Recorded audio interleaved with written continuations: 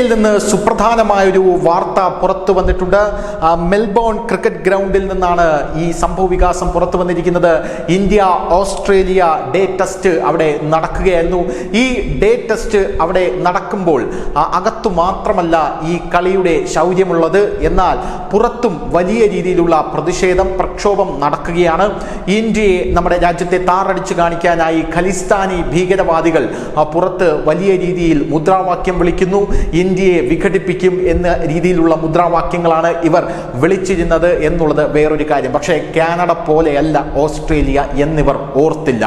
ഓസ്ട്രേലിയയുടെ ഭരണാധികാരിയും നമ്മുടെ പ്രധാനമന്ത്രി നരേന്ദ്രമോദിയുമായി യഥാർത്ഥത്തിൽ വളരെ വലിയ ബന്ധമാണുള്ളത് എന്ന് ഇവർ അറിയാതെ പോയി, അല്ലെങ്കിൽ അറിഞ്ഞിട്ടും അത് കാര്യമായി എടുത്തില്ല എന്ന് നമ്മൾക്ക് പറയേണ്ടി വരും. പുറത്ത് ഇന്ത്യൻ ആരാധകരും ഖാലിസ്ഥാനി അനുകൂലികളും വലിയ രീതിയിലുള്ള ഏറ്റുമുട്ടലിൽ ഏർപ്പെട്ടു എന്ന റിപ്പോർട്ടുകൾ പുറത്തു വരുന്നു.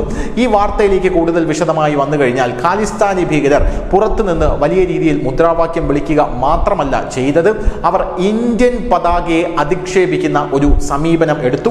ഖാലിസ്ഥാനികൾ എപ്പോഴും ഇന്ത്യൻ പതാകയെ അധിക്ഷേപിക്കാൻ ഒരു മടിയും കാണിക്കാത്തവരാണ്. ഇത്തവണ അവർ ചെയ്തത്, ഇന്ത്യൻ പതാക ഒരു ഫുട്ബോളിൽ അവർ വരിഞ്ഞു മുറുക്കി കെട്ടി ഫുട്ബോളിന്റെ ആകൃതിയാക്കി ആ ഫുട്ബോൾ വെച്ച് ഇവർ അവിടെ കളിച്ചു എന്നുള്ളതാണ്. ആ ദൃശ്യങ്ങൾ സമൂഹ മാധ്യമങ്ങളിൽ വൈറലായി പടർന്നിട്ടുണ്ട്.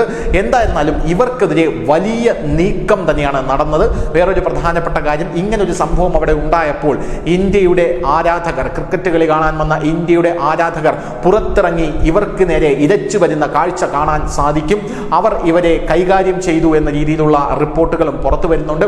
അതിനുശേഷം ഓസ്ട്രേലിയൻ പോലീസ് ഇവർക്കെതിരെ കടുത്ത നടപടിയുമായി രംഗത്തെത്തിയിട്ടുണ്ട്. ഖാലിസ്ഥാൻ തീവ്രവാദികൾക്കെതിരെ വിക്ടോറിയ പോലീസ് നടപടിയെടുത്തു എന്ന രീതിയിലുള്ള വാർത്തകളും പുറത്തു വന്നിട്ടുണ്ട്. ഇതിൽ ഏറ്റവും പ്രധാനപ്പെട്ട ഒരു കാര്യമെന്ന് പറഞ്ഞു കഴിഞ്ഞാൽ, ഖാലിസ്ഥാനി അനുകൂല ഗ്രൂപ്പുകൾ ഇന്ത്യക്കാരെ ലക്ഷ്യമിട്ടാണ് കഴിഞ്ഞ 2 വർഷമായി അവരുടെ പ്രവർത്തനങ്ങൾ നടത്തുന്നത്. US, UK, കാനഡ എന്നിവിടങ്ങളിലെ പരിപാടികൾ എല്ലാം തന്നെ അവർ അട്ടിമറിക്കാനായി ശ്രമിച്ചിട്ടുണ്ട്.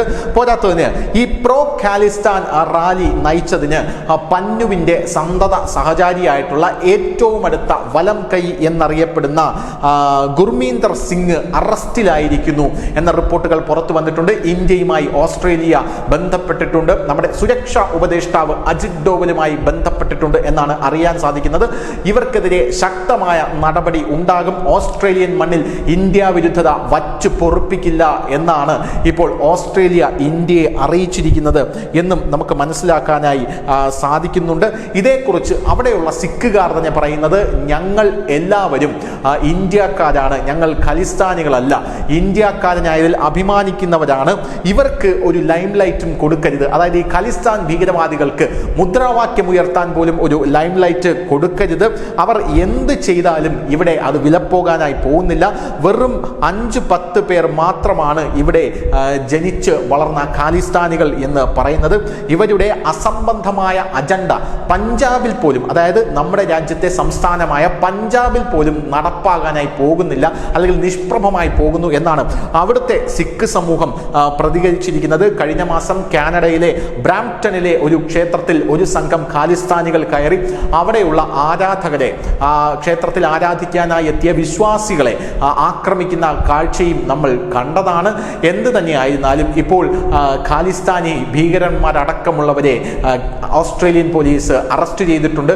യാതൊരുവിധ മടിയും ഇവർക്കെതിരെയുള്ള നടപടിയിൽ ഉണ്ടാകില്ല എന്നാണ് ഓസ്ട്രേലിയൻ സർക്കാർ അറിയിച്ചിരിക്കുന്നത്. നമ്മുടെ സർക്കാർ ഒരു പുതിയ നിയമം കൊണ്ടുവന്നിരിക്കുന്നത് എന്താണ് എന്ന് പറഞ്ഞു കഴിഞ്ഞാൽ, അതുകൂടെ ഈ വാർത്തയുടെ കൂടെ ചേർത്ത് വായിക്കേണ്ട ഒരു സംഭവമാണ്. നമ്മുടെ സർക്കാർ നിയമം കൊണ്ടുവന്നിരിക്കുന്നത് ഇന്ത്യൻ പതാക, ഇന്ത്യൻ ദേശീയ ചിഹ്നം, അങ്ങനെയുള്ള ചിഹ്നങ്ങളെ അധിക്ഷേപിക്കുന്ന ആൾക്കാർക്ക് 5 ലക്ഷം രൂപ, 5.5 ലക്ഷം രൂപ പിഴയും കടുത്ത നടപടിയും അവർ നേരിടേണ്ടി വരും എന്നുള്ള ഒരു നിയമം ഇപ്പോൾ വന്നിട്ടുണ്ട്.